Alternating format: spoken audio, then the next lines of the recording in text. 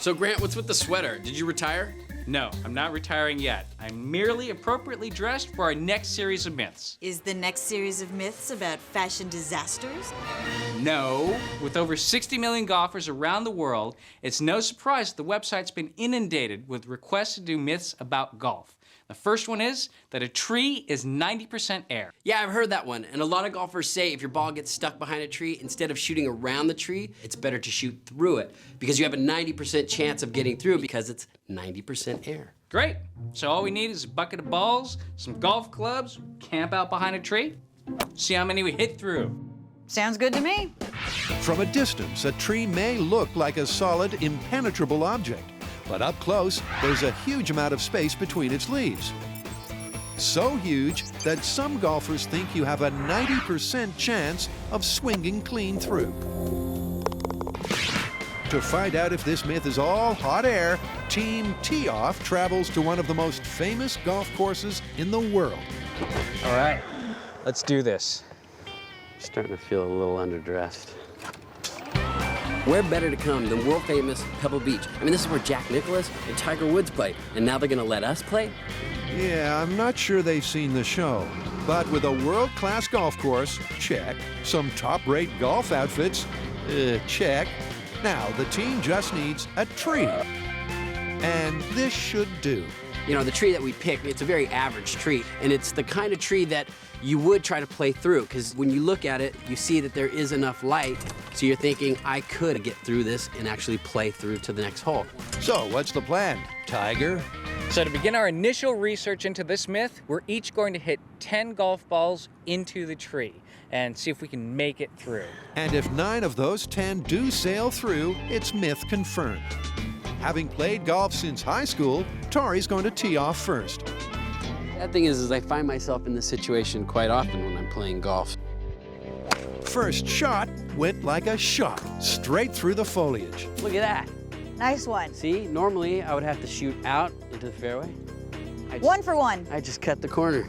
But shot 2 stops dead in its tracks. I'm gonna have to say that one didn't make it through the tree.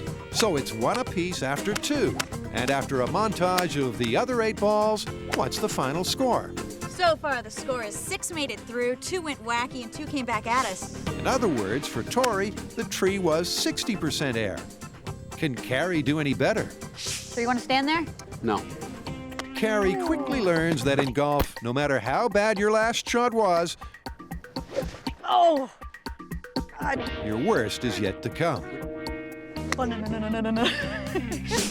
Of Kari's 10, only 1 ball went towards the tree, and that was along the ground. But she's still better than Grant. Strike one. Yeah, Grant. In golf speed, swinging and missing the ball is known as a whiff. So, his aim positively stinks. Maybe you should take up tennis. So far, our threesome has dug up plenty of dirt. But nearing a conclusion, they ain't. Okay, well, this was not very scientific. Out of 30 balls, how many of them actually counted? Yeah, not many. You know, we're gonna have to figure out a way to get these balls to go at a consistent speed, and we're gonna need to aim it at the tree, so that way we get a good test.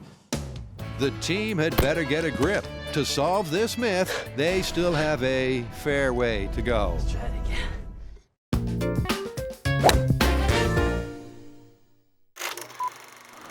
One of the most frustrating situations you can get in the sometimes infuriating game of golf is getting stuck behind a tree. To swing you out of the jungle, Nice. the team has been testing the myth that when blocked by a tree, you should try to shoot right through it. I'm gonna have to say that one didn't make it through the tree. The theory is that although a tree looks solid, 90% of its volume is air, meaning a ball will sail through 90% of the time. But so far, their golfing skills have been so bad that testing the myth has been impossible. And that means they're going to need a plan B. Oh! I know, it's pretty obvious. In order to test this properly, we're gonna have to take ourselves out of the equation, which means only one thing. We're getting Tiger Woods? No, better! We're gonna build a robot! We're gonna build a machine that fires balls at the same speed and angle as a professional golfer. Then we shoot a really big sample size, like 100 balls, and see if they go through the tree 90% of the time. What is it with you and these robots? Was that your like default button? Yeah, it's like the control alt delete, really. Grant's mantra in life is, if in doubt, build a robot. And he's got no doubt that his robo-golfer will give the best in the business a run for their money.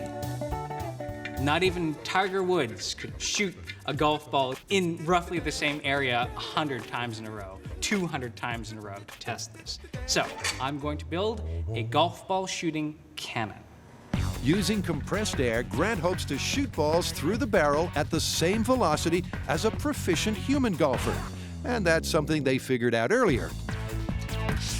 Before they left Pebble Beach, the team met pro golfer Laird Small to precisely analyze his swing. How you doing? I'm Tory. Tory, welcome to Spyglass Hill and Pebble Beach. Glad you're here. Using the high-speed camera, they determined that when ball leaves club, it does so at around 150 miles an hour. So that's what Grant's aiming for. It makes it look so easy. Well, he is the pro. We don't want it to be superhuman to give it some advantage at getting through the tree. Time to test its oomph. Dialed in at 40 PSI. Here we go. In 3, 2, 1. And what do you know? The ball shot out at 150 miles per hour, just like the real deal. Now we know how to make foam cylinders. Armed with their machine and a serious amount of balls, the team heads back to the course for the 90% Air Invitational. I think that is our tree. So the myth is that a tree is 90% air, which theoretically gives you a 9 out of 10 chance of shooting through it and making it through. That's the theory, and to test it out, they're going to start with a tree-free control, like all good science golfers do. We want to see how the tree affects the distance of the ball. So we're going to shoot 100 balls without a tree in the way and 100 balls with the tree in the way and see how far they go. Fire at will. 3, 2, 1. Perfect drive. You're on the green. Not missing a single shot, Grant's machine skips years of aggravation trying to perfect the complexities of the backswing, downswing, and follow-through. Last ball, 100. All right. Your cannon's shooting like a real golfer. A little hook to the left. A little slice to the right. Their control test is complete. Without the tree impeding their flight, most of the yellow balls landed 500 feet away. Now to see how far they go with the tree in the way. This time, they're using pink balls.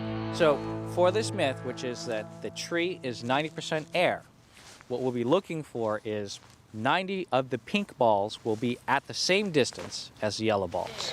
But there's a twist. Having assessed his competition from the sidelines, Tory is also going to pit himself against Grant's robot using blue balls. So, what are his chances? Come on, it's Grant's robot. It's got consistency. He could make that exact. I mean, I don't really think that Tory has a chance. There's only one way to find out. Here we go. In 3, 2, 1. It's man against machine in the ultimate golfing challenge. Each are firing 100 balls into the tree, but how many will sail clean through? Will it be the 90% that this myth needs? That's 100 balls. Test complete. Oh my God. Now to tally up who won, Tory, the machine, or the tree. By counting the pink and blue balls that made it into the same range as the yellow, they can calculate the percentage that were unimpeded by the tree. 27. So 27 balls made it through the tree. 27%. 24% on the pink. Wow. So that's about a quarter of the balls made it through. That's not 90% air right there. No, it's not. With such a low percentage of balls making it through the tree, for proponents of the myth, Kari's got some bad news. Now, the myth says that the tree's 90% air. That should be 90% of the balls. That was only 25% of the balls. That means this myth is busted. Hate to say it, but I beat the machine. He did. You beat the machine. He beat the machine. You're better than a robot.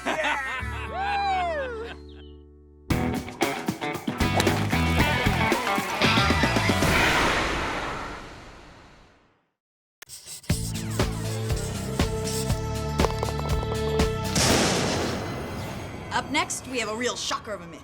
That's right. This one involves thunderbolts and lightning. Very, very frightening. Now, the myth is that if you're playing a round of golf in a thunderstorm and you're wearing metal cleats, you're more likely to get hit by lightning. We know playing golf in a thunderstorm is seriously dangerous, but this myth is not about holding a club in the air or a golf umbrella. That's obviously a bad idea. This is about whether the metal cleats in the bottom of your shoes actually attract the lightning. This myth isn't out of thin air. Golfers are sometimes struck by lightning because it's attracted to their highly conductive metal clubs. But could metal cleats on their shoes also be enough to attract a bolt from the blue? All right, well, this myth is a little problematic. First of all, not many lightning storms this time of year. And secondly, it's just too dangerous to film in one. Yeah, and the chances are the camera crew would be the first to get hit, and we don't want that to happen, do we? Agreed. So to keep all of us safe, let's build 2 ballistic gel dummies with the same electrical resistance as a person. We'll put regular plastic cleats on one and metal cleats on the other and see which gets hit by lightning. All right, well, for the lightning, we should go to an electric company that has a test facility. This way we have a controlled environment. We can put our ballistic golfers wherever we want them, and then we could see if we can fry them with one of these lightning bolts. Good ideas. To explore this high voltage theory, Tori gets started by modifying a pair of mannequins. Ballistic gel golfer. Will lightning be attracted to your golf cleats? For the later tests, it's crucial that these golfer stand-ins have the same electrical properties as the human body. And filling them with a special ballistics gel should do just that. The ballistics gel is going to give us the same kind of resistance to electricity as the human body. Okay. Yeah. He's a unicorn. When they're set, they head out to the links in search of lightning.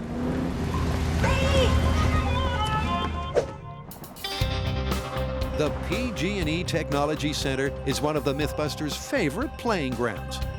But even though from the outside it looks like a giant golf ball, there's not a fairway to be found. First up, Kari gets the lightning lowdown. How does this simulate lightning? This uses a generator back in the shed back there and creates very, very high voltage electricity that comes through a ball over there and it goes to a ground. Because lightning is no laughing matter, here's an important safety message. Even our crews who are specially trained to work in extremely hazardous conditions know that when the lightning's coming, they need to seek shelter immediately, and everybody else should do the same thing. This is our lightning source, so we need to set up our golfers equidistant from this source. And then we dress our golfer dummies, one with plastic cleats, one with metal cleats, and see where the lightning strikes. This is gonna be fun. First, they need to lay out some groundwork. So what we're trying to do here is simulate a golf course. That's why we have this. It's a copper plane, and we have a clamp.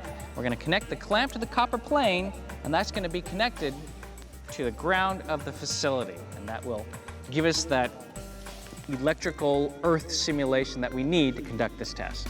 Then, because there's nothing like the feel of fresh green turf underfoot, they lay out some sod. It's a golf course. Sweet. Next, You guys got any power around here?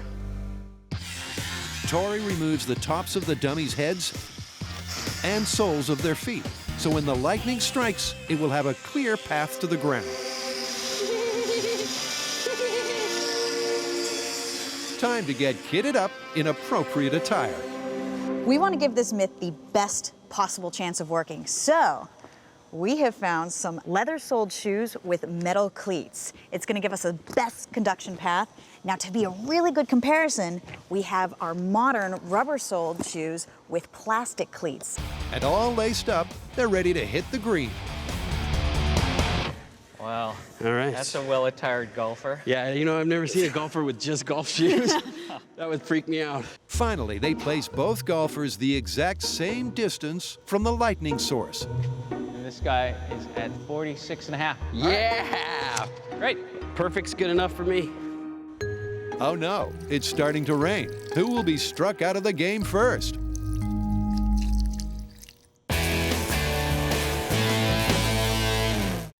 In this Thunderdome, the team set up two ballistics dummies equidistant from a high voltage source.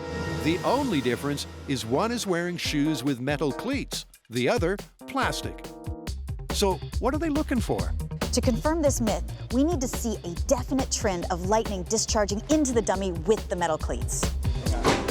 And with the dummies sitting pretty, it's time to unleash the lightning. All right, you guys, this is it. 10 strikes. We've got 2 identical dummies. One has metal cleats, the other has plastic. All right, fire it up. One on plastic. Two plastic, one metal. The guys are unleashing 10 bolts from the blue and keeping a tally of who gets hit, the metal cleat golfer or his plastic-preferring counterpart. 2 on the metal, 4 on the plastic. And after a shocking few minutes, the results are in. 6 on the plastic, 4 on the metal. So for our first test, we had 2 identical ballistics gel dummies at equal distances from our high voltage source. What we saw was a fairly equal distribution of lightning strikes between the 2, which indicates that there's no difference having the metal cleats. So that means metal cleats do not attract lightning. This myth is busted. Busted. Busted. But the team isn't finished with the lightning cleats theory just yet. Next test, we're gonna load up our golfer with the metal cleats with more metal. We're gonna have chains, watches, keys, change, whatever, and see if that attracts more lightning strikes. To make sure the metal makes contact with the ballistics gel, Tory drills holes in the dummy's fiberglass shell. Will all the extra bling attract some extra zing? Did you take your retainer out?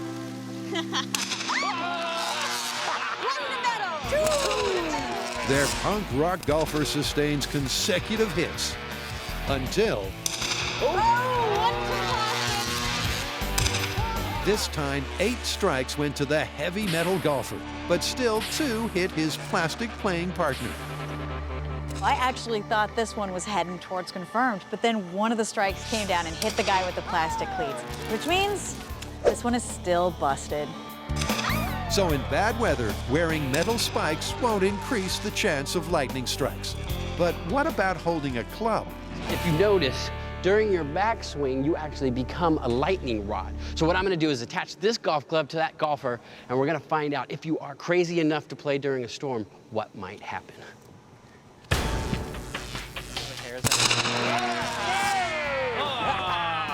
What a shocker!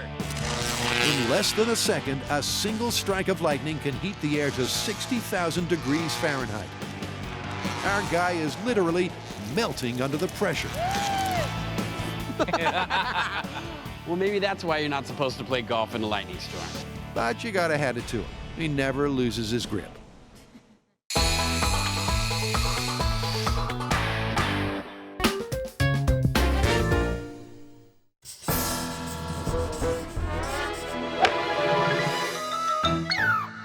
Okay, our last myth has to do with gophers, explosions, and putting. You're talking about the final scene in Caddyshack. I love that movie. Precisely, the American classic. Let me set the scene for you. It's my favorite part. Okay, the greenskeeper is going mad trying to catch a gopher he just can't get. So he decides he's going to exterminate him with C4. He puts C4 down each of the gopher holes and gets ready to blow him to smithereens. But before he pushes the button, 50 yards away, there's a golfer trying to make the winning putt. He hits the ball, but it catches just on the edge of the cup. And then the groundskeeper sets off the explosions with big bursts of fire, destroys half the golf course, and sinks the winning putt. All right, so we need to find out if C4 causes that much damage, and if it does, is the shock wave strong enough to knock the ball into the cup? Exactly. Okay, let's get some explosives and head back to Pebble Beach. You know what, actually, your golf swing already destroyed half of their golf course, so they're actually not letting us come back. So we're gonna have to find another place to do the experiment.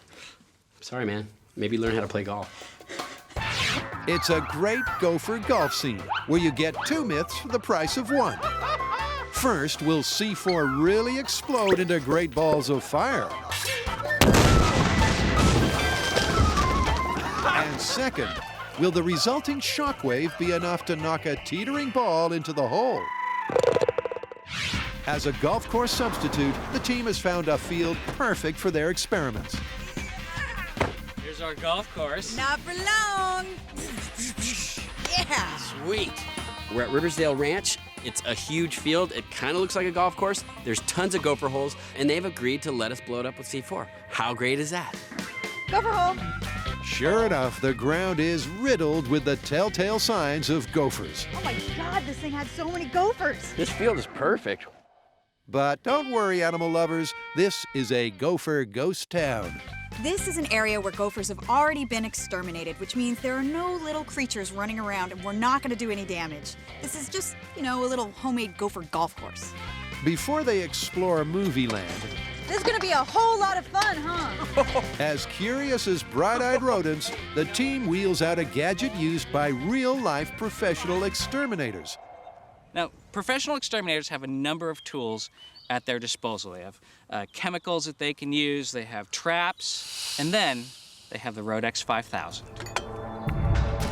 Spraying an explosive mixture of oxygen and propane, the Rodex 5000 sends a shudder through gophers across the land. Okay, you want to play rough, little gopher? Tory inserts the nozzle of the rodent ridder at someone's former front door. But before they fire it up, Grant has a serious safety warning. It's good that we're all wearing pants. As they say, if the explosion comes back around you, it can blow the dirt right up your shorts. All right, stand back it is. All right, gassing up. The team carefully releases the combustible concoction into the burrow. Okay, you're at a minute. A lot of gas.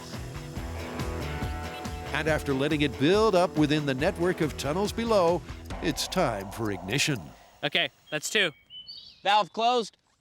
This is Golf Gopher Test Commercial Gopher Exterminator in 3, 2, 1.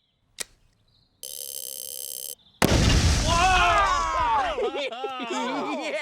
Wow! Dude, look at how much damage we did! Look at it, went all the way down. It followed the whole tunnel. That's awesome! Awesome, unless you're a gopher. But enough of real life. We've got 2 myths from the movie to bust.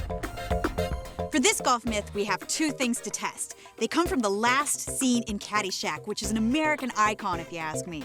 First of all, can C4 create the kind of explosions that they have happening in that last golf scene? And secondly, can the ground shake enough to drop that golf ball teetering on the edge of the hole into the hole? So 50 yards, that one. Yep. All right.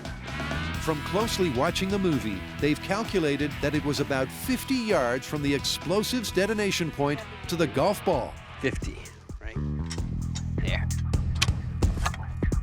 So they make a hole the same distance away and teeter a ball right on the lip. Nobody breathe. And that just leaves the explosives. Oh, look who's just blown in. Retired FBI agent Frank Doyle. Well, hello. How are ya? Good. Did you bring us the good stuff? I brought the really good stuff for today. Channeling a reach the end of his tether greenkeeper, Frank delicately places balls of C4 inside a series of gopher holes. And he's placing so much that Grant's very confident. Seeing the amount of C4 that we have out in this field, I think it's probably a 50-50 chance of the ball not going in the cup, but actually flying over the cup and across the field. That's a lot of C4 out there. I'm expecting a big boom. But will it be a big fiery boom?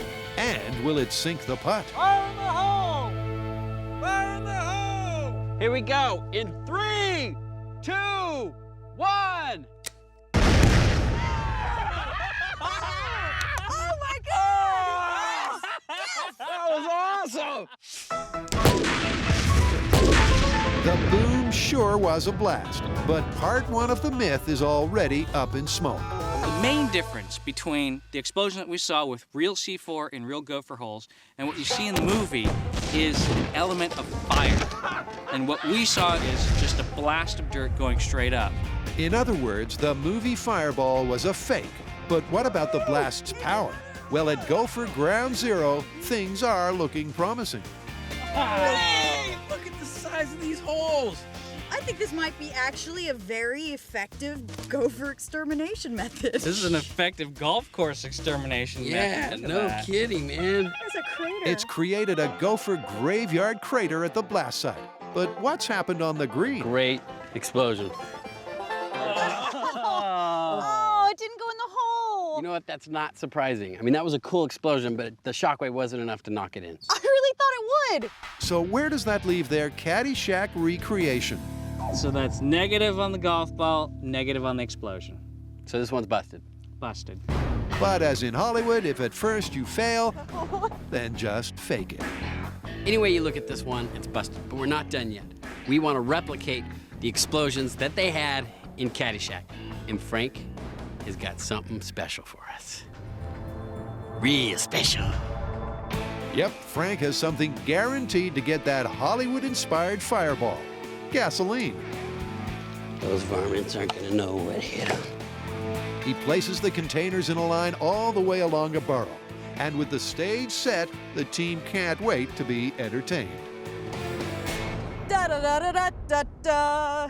Da da da da. 3, 2, 1. Boom, boom.